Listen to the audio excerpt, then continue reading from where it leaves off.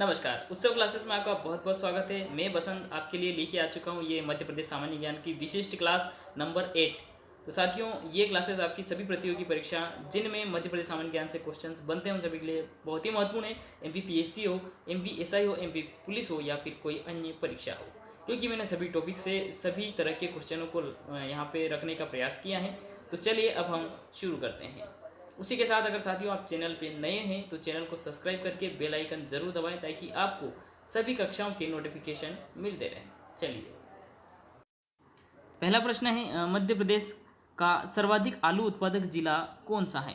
भोपाल, इंदौर, मंदसौर या खंडवा? अब यहाँ पे मंदसौर का नाम आया है साथियों। मंदसौर जो है भारत में सर्वाधिक अफीम का उत्पादन जो है मंदसौर जिले में ही होता है।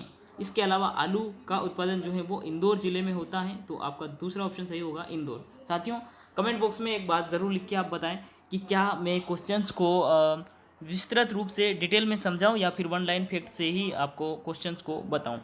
ठीक है, चारों ऑप्शन को बताऊं या फिर एक ही ऑप्शन को बता के जो है नेक्स्ट क्वेश्चन पे अपन चले जाएं, ये आप ज़रूर कमेंट बॉक्स में बताइएगा। चलिए आगे बढ़ते हैं और बात करते हैं किस जिले में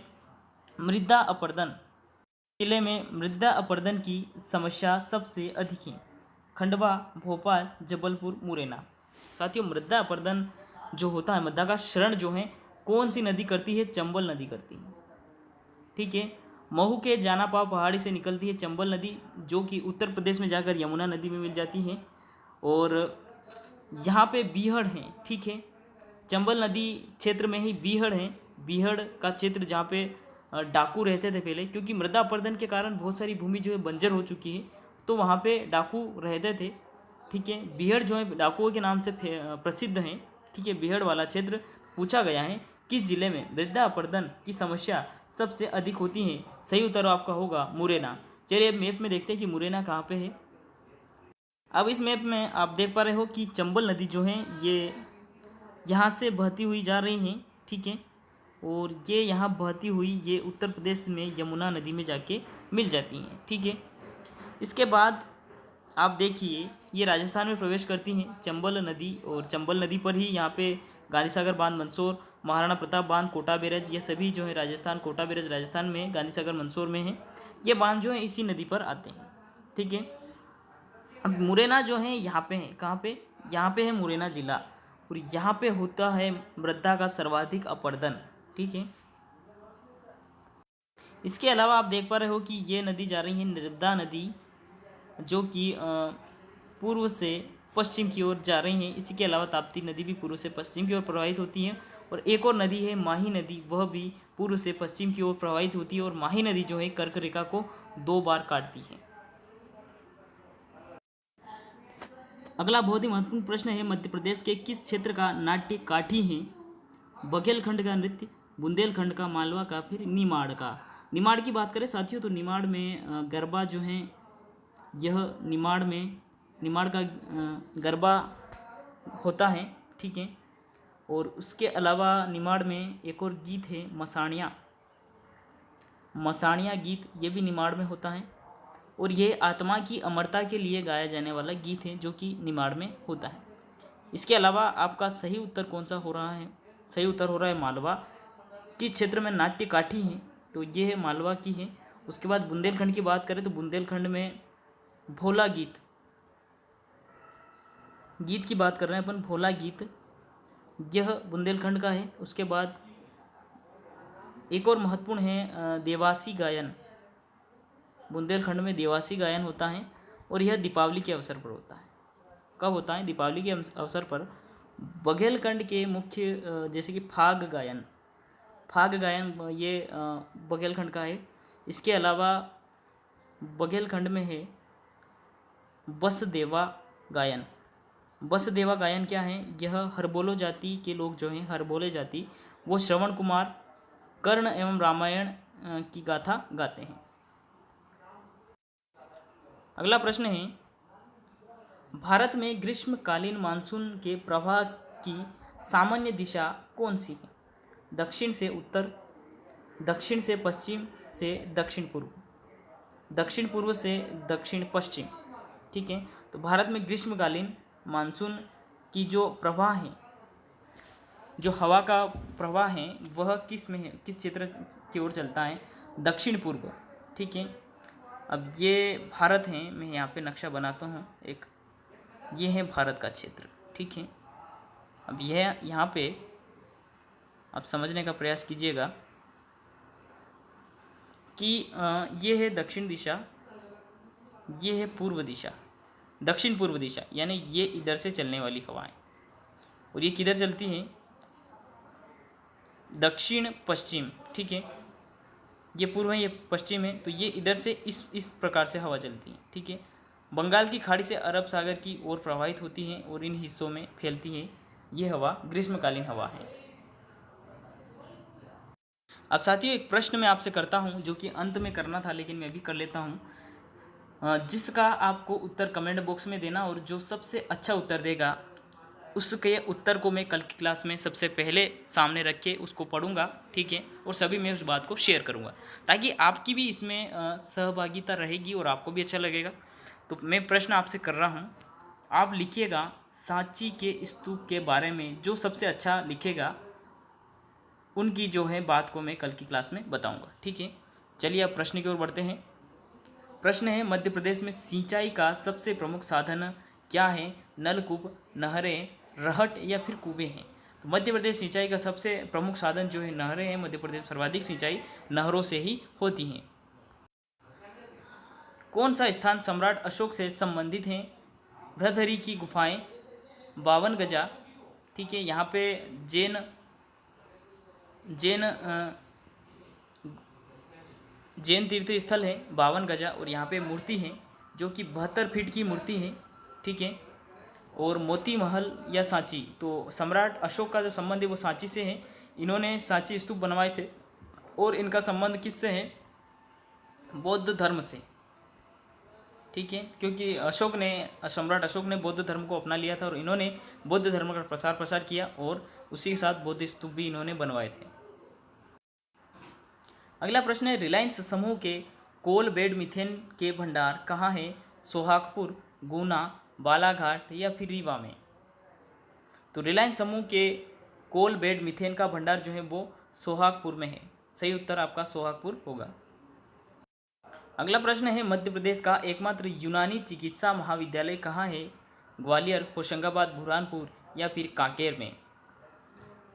तो बुरहानपुर में है मध्य प्रदेश का एकमात्र यूनानी चिकित्सा महाविद्यालय।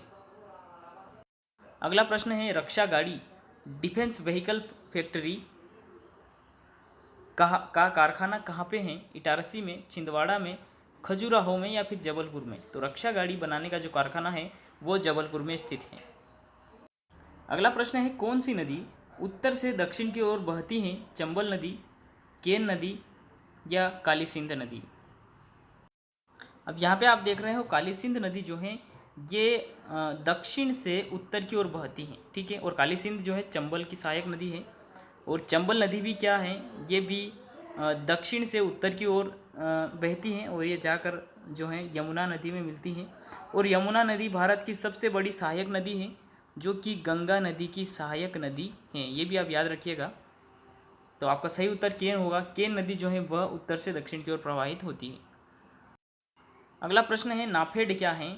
एक क्षेत्रीय सहकारी बैंक है, या फिर उद्योगपतियों का एक समूह है, एक स्वयंसेवी संस्था है, या फिर कृषि पदार्थों के संबंध में सहकारी संस्था है? सहकारी का मतलब होता है वह संस्था जिस पे सरकारी स्वामित्व भी होता है और निजी स्वामित्व भी होता है, उसे सहकारी कहा जाता है।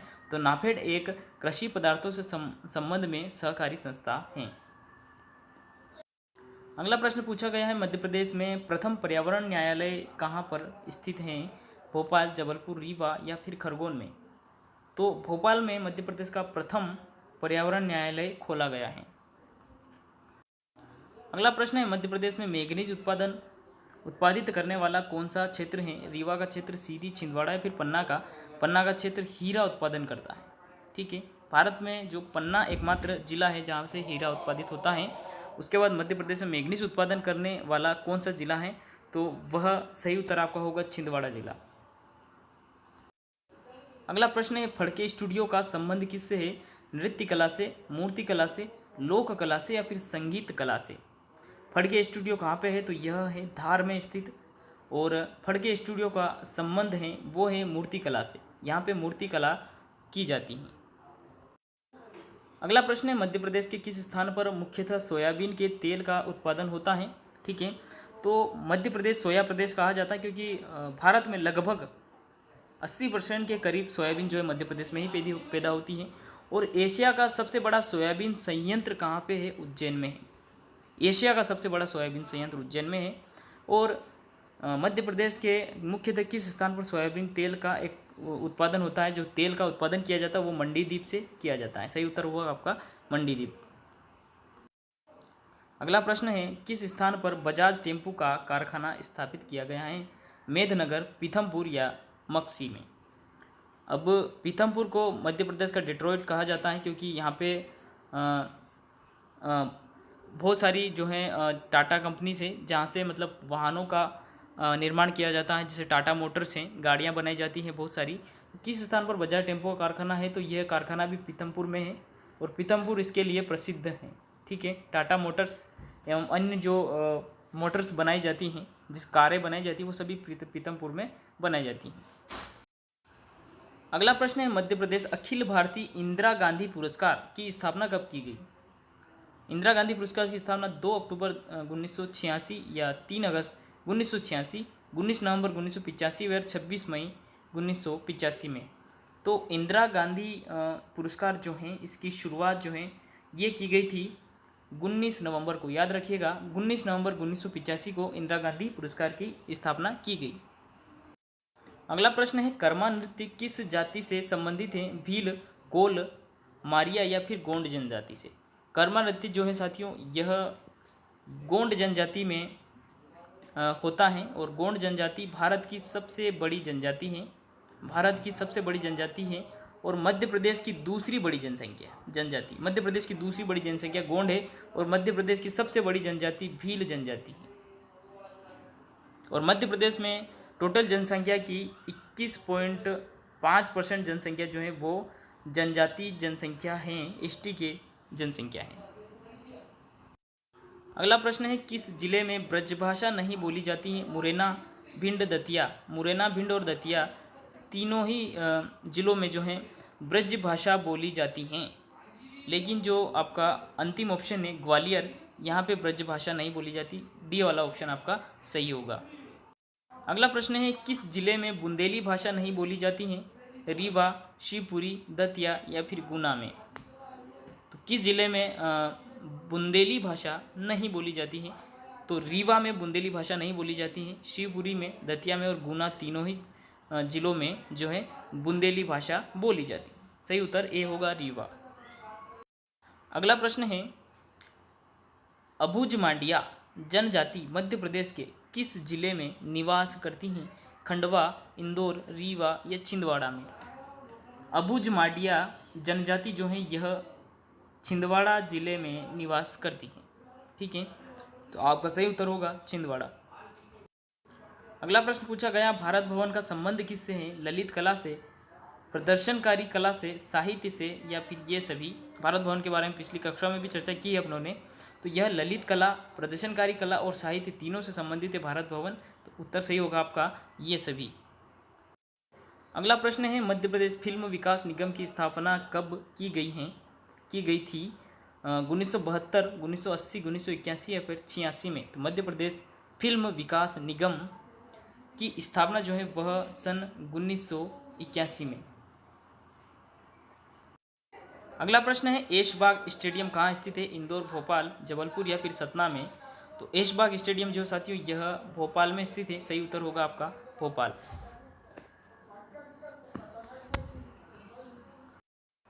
अगला प्रश्न है साथियों, किस स्थान पर जोगेश्वरी देवी का मेला आयोजित होता है, चंदेरी, मांडेर या फिर पोरस में।